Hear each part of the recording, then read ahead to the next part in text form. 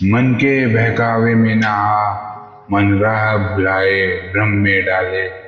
तू इस मन का दास न बन, इस मन को अपना दास बना ले। तू इस मन का दास न बन, इस मन को अपना दास बना ले। दोस्तों, यह गाना तो आप लोग ने सुना ही होगा और यह बिल्कुल सच भी है कि हमें अपने मन का दास नहीं बनना चाहिए, बल्कि अपने मन को अपना दास बनाए रखना चाहिए। क्योंकि जिसने अपने मन को कंट्रोल कर लिया, वह जो चाहे वो पा सकता है। वह बड़ी से बड़ी कठिनाइयों को पार कर सकता है, वह बड़ी से बड़ी उपलब्धियों को हासिल कर सकता है। तो दोस्तों, इस वीडियो में मैं आपको यह बताऊंगा कि आप अपने मन को कंट्रोल कैसे कर सकते हो, और यह मैं आपको 2 तरीक़ों से बताऊंगा। पहला कहानियों के द्वारा और दूसरा प्रैक्टिकल। तो बिना समय गवाए चलिए जानते हैं कि अपने मन को अपना सेवक कैसे बनाएं।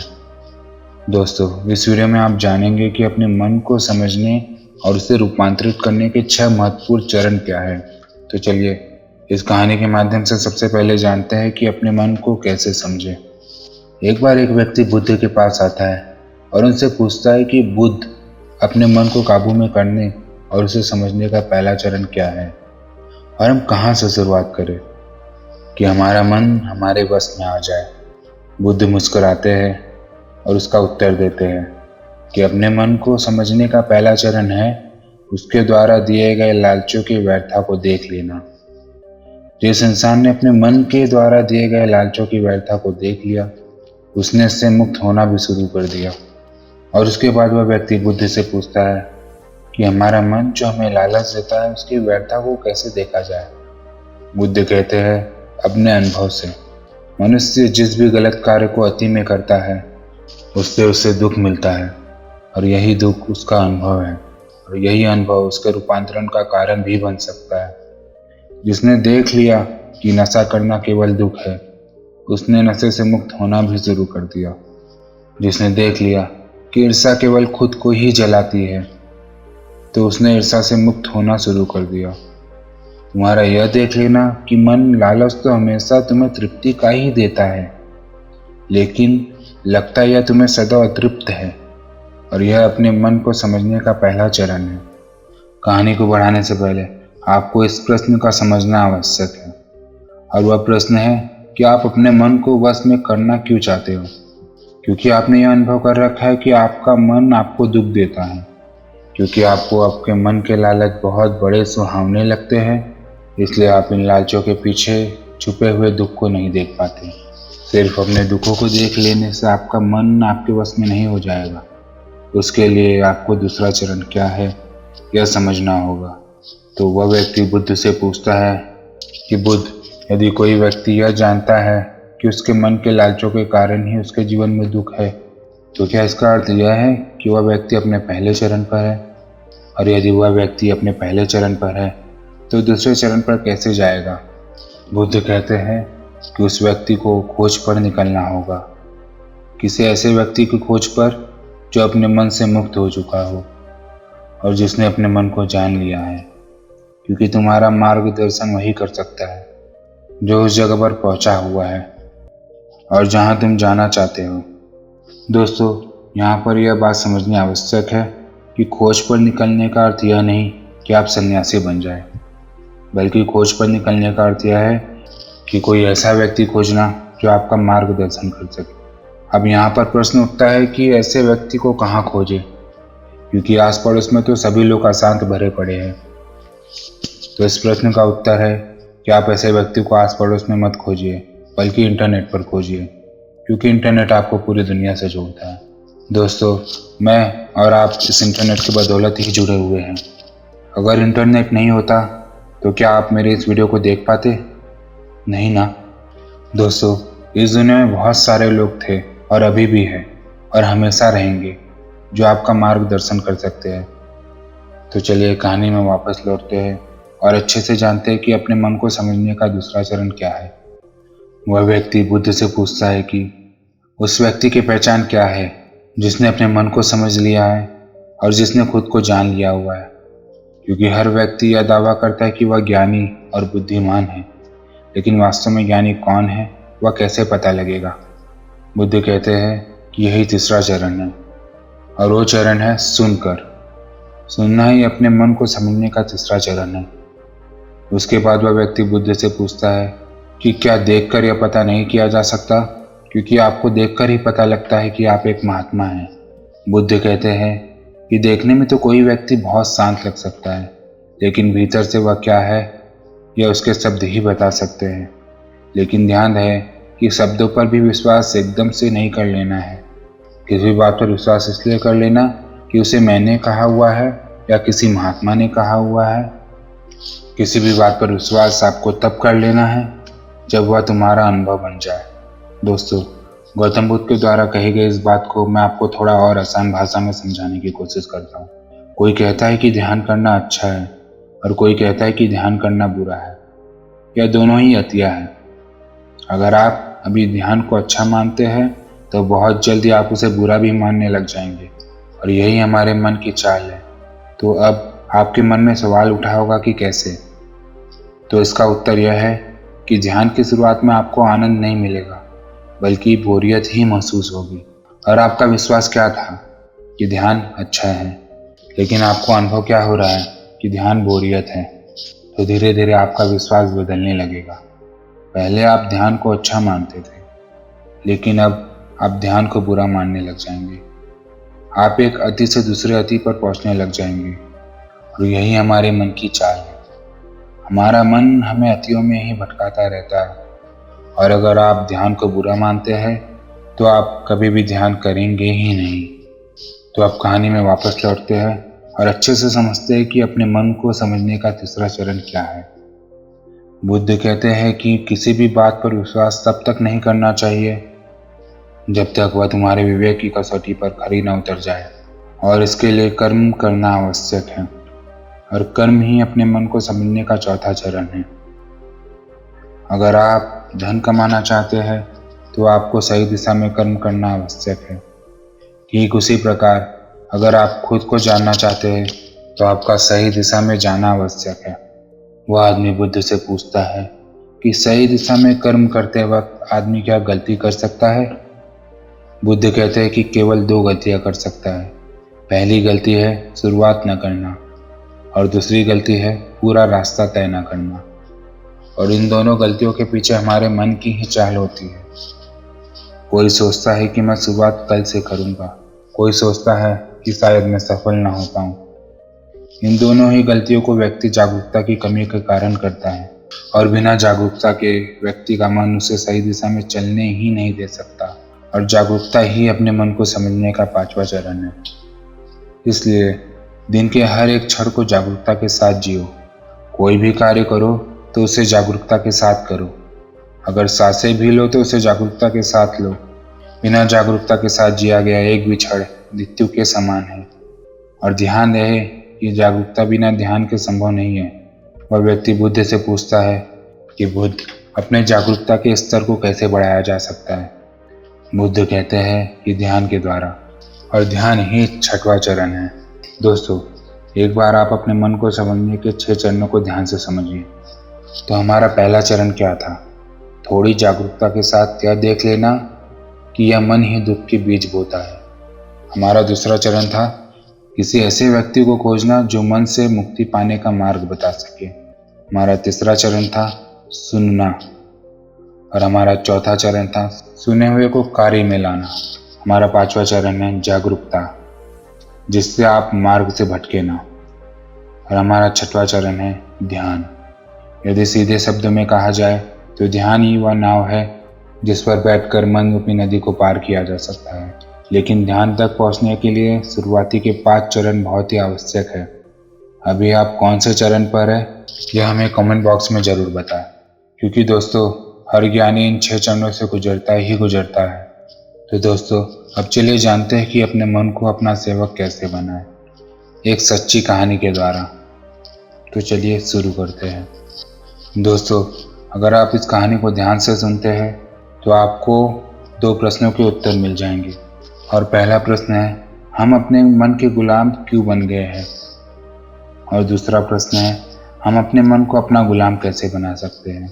तो दोस्तों, अब मैं आपको जो कहानी सुनाने जा रहा हूँ उससे आपको अपने पहले प्रश्न का उत्तर मिल जाएगा कि हम अपने मन का गुलाम क्यों बन गए। तो चलिए कहानी को शुरू करते हैं। एक बार एक राज दरबार में एक कलाकार आता था और उस कलाकार की खासियत यह थी कि जब भी यह कलाकार अपनी कलाकारी दिखाता तो ऐसा कोई भी व्यक्ति नहीं होता जो उसके कलाकारी को देखकर हंसे ना। बड़े बड़े राजा महाराजा इस कलाकार की कलाकारी को देखकर हंसते हंसते लौटपोट हो जाते थे। लेकिन इस बार वह कलाकार एक गंभीर राजा के दरबार में था, इसलिए लोगों को यह संदेह था कि कहीं इस बार वह असफल ना हो जाए। वह कलाकार अपनी कलाकारी दिखाना शुरू कर देता है और वही होता है जो हर बार होता आ रहा था। राजा का हंसते हंसते बुरा हाल हो जाता है। वह राजा उस कलाकार की कलाकारी को देखकर इतना प्रसन्न होता है कि वह उस कलाकार को मुंह मांगा इनाम देने को तैयार हो जाता है। दोस्तों, हमें इस बात को हमेशा याद रखना चाहिए कि अधिक खुशी में लिए गए फैसले अक्सर गलत ही साबित होते हैं। राजा उस कलाकार से कहता है कि मांगो जो तुम मांगना चाहते हो, मैं तुम्हारी कलाकारी से बहुत प्रसन्न हूँ। वह कलाकार कहता है कि क्षमा करें राजन, पर मैं जो भी मांगूंगा शायद आप वह दे ना पाए। राजा अपने आसन से खड़ा होता है और कहता है कि अब तुम मेरी प्रसन्नता को क्रोध में बदल रहे हो। क्या तुम्हें मेरे द्वारा कही गई बात पर संदेह है? अब राजा अपने अहंकार को बीच में ले आता है और जहाँ भी अहंकार बीच में आ जाता है वहाँ काम बिगड़ना निश्चित है। फिर वह कलाकार राजा से कहता है कि नहीं नहीं राजन, मुझे क्षमा करें, मेरे बोलने का मतलब यह नहीं था, बल्कि मैं तो बस यह कहना चाहता था कि आप इस बात को फिर से एक बार दोहरा दें। फिर इसके बाद वह राजा कहता है कि मैं तुझे वचन देता हूँ कि जो भी तू हद में रहकर मांगेगा वह तुझे जरूर मिलेगा। उसके बाद वह कलाकार कहता है तो ठीक है, आप मुझे 24 घंटों के लिए अपने राज्य का राजा बना दीजिए। उस कलाकार की बात सुनकर राजा मन ही मन सोचता है कि अच्छा है मैंने इसे हद में रहकर मांगने को कहा था, वरना यह तो हमेशा के लिए राजा बन जाता। वैसे तो 24 घंटे कोई बड़ी बात नहीं है। उसके बाद वह राजा सोच समझकर उस कलाकार से कहता है कि ठीक है, अगले 24 घंटे के लिए मैं तुम्हें राजा घोषित करता हूँ। राजा बनने के 1 घंटे के अंदर ही वह कलाकार जो कि अब राजा बन चुका था वह पुराने राजा को फांसी पर चढ़ा देता है और दूसरे घंटे में वह पुराने राजा के सभी भरोसेमंद लोगों को हटाकर अपने भरोसेमंद लोगों को खड़ा कर देता है। दोस्तों, अब आप में से बहुत सारे लोग उस राजा को मूर्ख समझ रहे होंगे, परंतु मैं आपको बताना चाहता हूँ कि वह राजा कोई और नहीं बल्कि आप है और वह कलाकार आपका मन है। आपका मन आपको थोड़ी सी खुशी क्या देता है कि आप उसके पीछे पीछे ही हो लेते हो। जो वह कहता है वही आप करते हो और बाद में आपके हाथ में केवल पछतावा ही रह जाता है। किसी भी चीज़ का मजा लेना समस्या नहीं, बल्कि इस मजे में डूबकर अपनी सुध बुध खो देना समस्या है। तो चलिए अब दूसरे प्रश्न का उत्तर समझते हैं कि हम अपने मन को काबू में कैसे करें या अपने मन को कैसे नियंत्रित करें। दोस्तों, हमारा मन हमसे सिर्फ बुरे काम नहीं करवाता, बल्कि आपसे अच्छे काम भी करवाता है। मैं आपको एक उदाहरण देकर समझाता हूँ। जब आप ईर्ष्या का सहारा लेते हैं तब आपका मन बुरे काम करता है। जब आप क्रोध का सहारा लेते हैं तब आपका मन बुरे काम करता है। जब आप मोह, अहंकार और लालच जैसी बुरी चीज़ों का सहारा लेते हैं तब आपका मन आपसे बुरे काम करवाता है। और जब आप प्रेम, दया और कृतज्ञता जैसी अच्छी भावनाओं का सहारा लेते हैं तब आपका मन आपसे अच्छे काम करवाता है। इसलिए समस्या मन नहीं है, बल्कि मन का इस्तेमाल किस तरह से किया जा रहा है यह समस्या है। गौतम बुद्ध ने जागरूकता को इतना महत्वपूर्ण इसलिए बताया हुआ है मन को, क्योंकि जागरूकता के द्वारा ही अपने मन को नियंत्रित किया जा सकता है। मन को नियंत्रित करने का मतलब यह नहीं कि आपके मन में नेगेटिव विचार आना ही बंद हो जाएंगे। मन को नियंत्रित करने का सही मतलब यह है कि आपका कोई भी विचार आपको विचलित न कर पाए। विचलित होने का अर्थ सिर्फ परेशान होना नहीं है, बल्कि खुश होना भी होता है। और बहुत ज़्यादा खुश होना समस्या नहीं, परंतु उस खुशी में कोई निर्णय लेना समस्या है। उदाहरण, किसी से कोई वादा कर देना।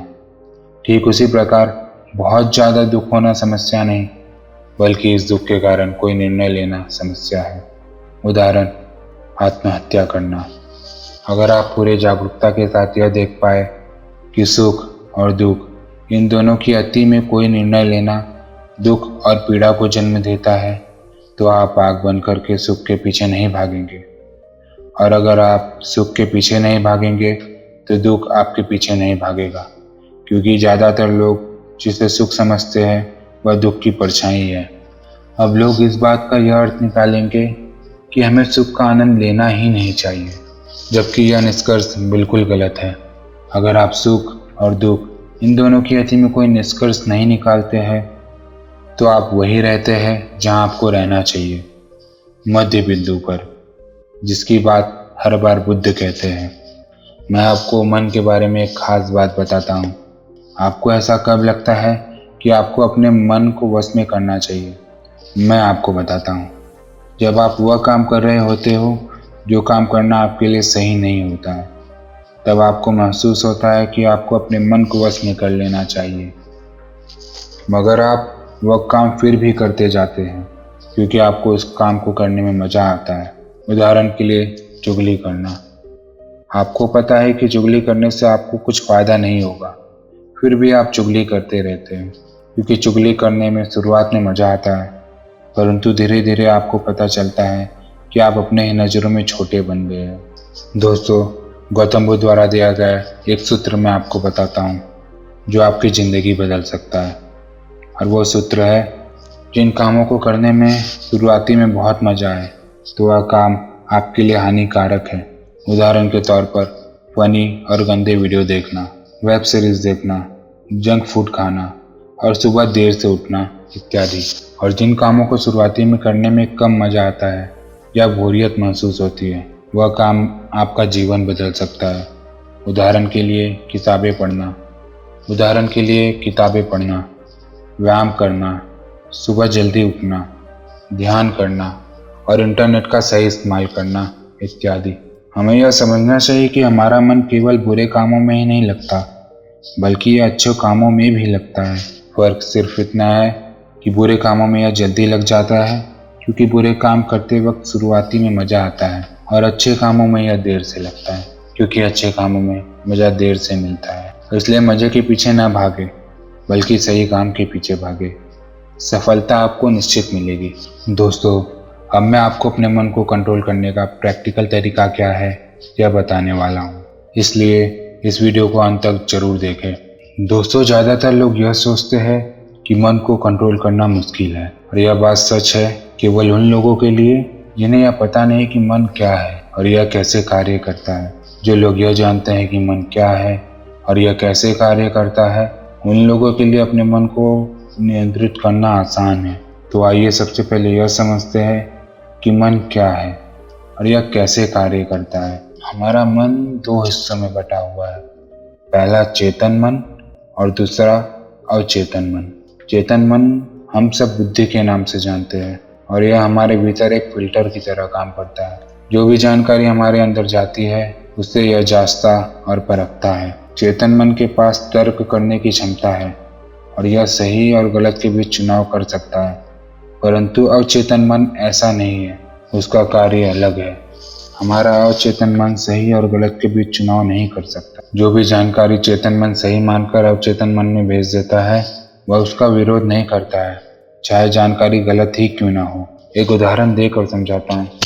मान लीजिए कि कोई व्यक्ति आपको कमज़ोर कहता है, मगर आप कमज़ोर नहीं है, तो आपका चेतन मन उस व्यक्ति की बातों का विरोध करेगा। मगर जब वह व्यक्ति आपको इस बात को बार बार कहेगा और उसी के साथ ही अन्य लोग भी उसी बात को बार बार कहेंगे, तो आपका चेतन मन इस बात को सच मान लेगा और आपके अवचेतन मन में भेज देगा।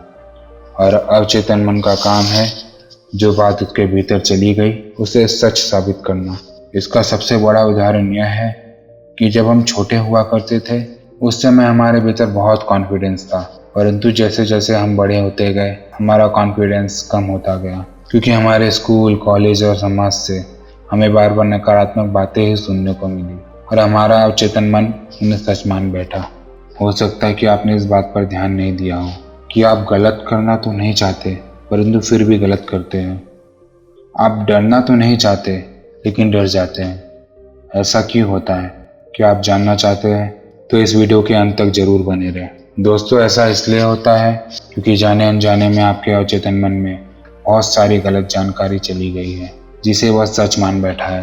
तो अब प्रश्न यह उठता है कि इसका समाधान क्या है, क्योंकि बहुत सारी गलत जानकारी हमारे भीतर जा चुकी है और हमारा आत्मविश्वास कम हो चुका है। अब आप इसका समाधान समझिए।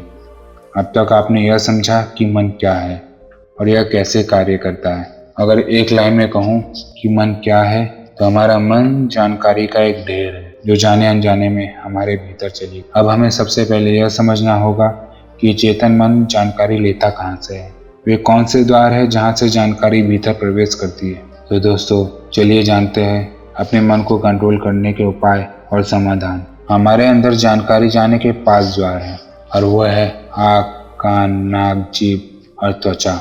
इन्हें हम 5 इंद्रियों से भी जानते हैं।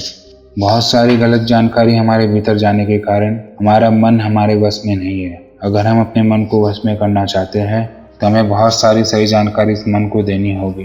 कम से कम उतनी सही जानकारी जितनी गलत जानकारी हमारे भीतर पहले से पड़ी हुई है। सही जानकारी और गलत जानकारी के बीच का अंतर समझिए। सही जानकारी वह है जो आपको लक्ष्य की तरफ ले जाए और गलत जानकारी वह है जो आपको लक्ष्य से भटकाए। उदाहरण से समझिए कि एक सन्यासी का लक्ष्य आत्मज्ञान है और आत्मज्ञान के लिए ध्यान करना आवश्यक है। अगर कोई चीज़ उसे ध्यान करने से रोकती है तो वह उसके लिए एक गलत जानकारी है। एक और उदाहरण देकर समझाता हूँ। मान लीजिए कि आपको एक गायक बनना है, तो गायक बनने के लिए रियाज करना बहुत ज़रूरी है। अगर कोई चीज़ आपको रियाज करने से रोक रही है तो वह आपके लिए एक गलत जानकारी है। तो अपने मन को कंट्रोल करने के लिए आपके पास एक लक्ष्य होना बहुत ज़रूरी है, क्योंकि अगर आप अपने मन को कहीं पर जाने से रोक दोगे तो उसे कहीं पर तो भेजना भी पड़ेगा ना। अगर आपके पास लक्ष्य है तो आपको सबसे पहले क्या करना है यह ध्यान से समझ लीजिए। सबसे पहले इस चिंता को छोड़ दीजिए कि कितनी गलत जानकारी आपके भीतर जा चुकी है। आपको बस इतना करना है कि आपको 5 द्वार पर, यानी कि जहाँ से जानकारी भीतर प्रवेश करती है, वहाँ पर जागरूकता का पहरा लगा देना है। कोई भी जानकारी आपके भीतर अनजाने में प्रवेश न करे। पहरा लगते ही आपको बैलेंस में जुड़ जाना है। अब आप यह सोच रहे होंगे कि बैलेंस किस चीज़ का? बैलेंस आपको नकारात्मकता और सकारात्मकता के बीच करना है। नकारात्मकता आपके भीतर पहले से ही मौजूद है, अब बस आपको सकारात्मकता को भरनी है। आपको एक बात जान लेनी चाहिए कि सकारात्मकता नकारात्मकता को मिटा देती है, जिस प्रकार रोशनी अंधेरों को मिटा देती है। ये तो बस कहने की बात है कि आपको बैलेंस करना है। सच तो यह है कि जब आप अपने भीतर सकारात्मकता भरने लगेंगे तो आपके अंदर की नकारात्मकता उसी समय मिटने लग जाएगी। दोनों के बीच के बैलेंस होने का तो अवसर ही नहीं आएगा। यहाँ पर प्रश्न यह निर्माण होता है कि सकारात्मकता को कहाँ से लाएं। तो इसके बहुत सारे तरीके हैं। पहला तरीका यह है कि आप अच्छे लोगों की संगत में जाइए और उन्हें ऑब्जर्व करके उनसे सीखिए। अब यह सही लोग आपके पास हो सकते हैं या नहीं भी। आप इंटरनेट, बुक्स, वीडियोस के द्वारा इनकी सही संगत कर सकते हैं। उदाहरण के लिए अगर आप बुद्ध की संगत करना चाहते हैं तो आप हमारी वीडियोस को देखकर उन्हें समझ सकते हैं। जब आप लगातार अपने भीतर अपने लक्ष्य से जुड़ी जानकारी भेजते हैं तो वह आपके अंदर के नकारात्मक जानकारी को धोकर साफ करती है। अभी हमारा मन गलत जानकारी में उलझा हुआ है जो अनजाने में हमारे भीतर चली गई हुई है, जिसके कारण हम अक्सर कहते हैं कि हमारा मन हमारे वश में नहीं और हमारा मन किसी भी काम में नहीं लगता। हमें यह समझना चाहिए कि मन हमारा है, हम इस मन के नहीं। वही सुनो जो आपके लक्ष्य से जुड़ा हुआ है, वही देखो जो आपके लक्ष्य से जुड़ा हुआ है, और वही पढ़ो जो आपके लक्ष्य से जुड़ा हुआ है, वही चखो जो आपके लक्ष्य से जुड़ा हुआ है। मैं आपको एक उदाहरण देकर समझाता हूँ। अगर आपका लक्ष्य खिलाड़ी बनना है तो आपको वही चीज़ें खानी चाहिए जो आपको खिलाड़ी बनाए। मन को नियंत्रण रखने के लिए इंद्रियों का संयम आवश्यक है और संयम के लिए अनुशासन आवश्यक है और अनुशासन के लिए एक सही निर्णय आवश्यक है जो आपको अभी लेना है।